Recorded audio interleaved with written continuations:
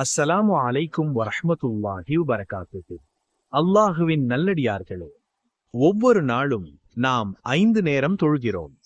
ஆனால் ஒரு ஆயத்தை மட்டும் தொழுகைக்குப் பிறகு தொடர்ந்து ஓதினால் சுவர்க்கத்துக்கும் நமக்கும் இடையில் இருப்பது மரணம் மட்டுமே.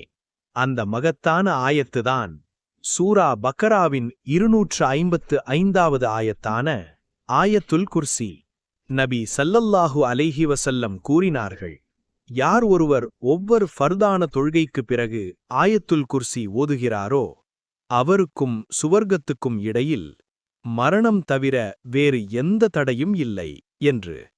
அல்லாஹு லா இலாஹ இல்லாஹுவல் ஹய்யுல் கய்யூம் லா தஅஹுதுஹு சினத்தும் வலா நௌம் லஹு மா ஃபிஸ் ஸமாவாதி வமா ஃபில் அர்த் من ذا الذي يشفع عنده إلا بإذنه يعلم ما بين أيديهم وما خلفهم ولا يحيطون بشيء من علمه إلا بما شاء وسع كرسيه السماوات والأرض ولا يؤوده حفظهما وهو العلي العظيم.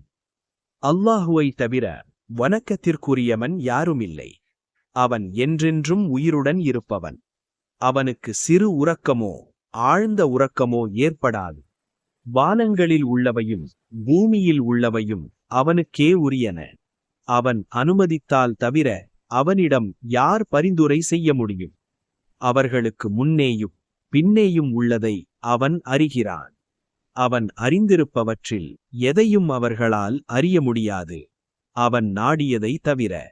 அவனது இருக்கை வானங்களையும் பூமியையும் சூழ்ந்துள்ளது. அவ்விரண்டையும் காப்பது அவனுக்கு சிரமமானதன்று. அவன் உயர்ந்தவன், மகத்துவம் மிக்கவன்.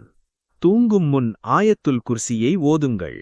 அவ்வாறு ஓதினால் உங்களுடன் வானவர் ஒருவர் இருந்து கொண்டே இருப்பார்.